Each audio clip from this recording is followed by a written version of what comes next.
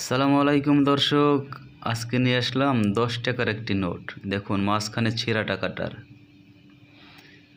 কেন ছিঁড়ল, কিভাবে ছিঁড়ে টাকা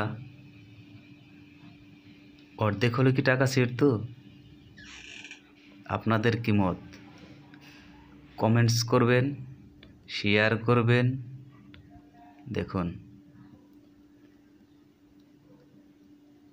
টাকাটা ভাঁজ করে সবাই টাকাটা নিয়েই দেখুন, ভাঁজ করার ফলে টাকাটা মাঝখান দিয়ে ছিঁড়ে যায়।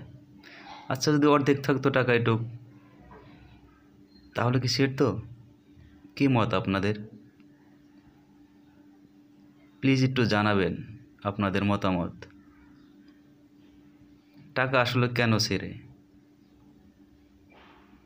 সবাই ভালো থাকবেন, কমেন্টস করে জানাবেন এবং যদি ভালো লাগে শেয়ার করে দিবেন সবাইকে।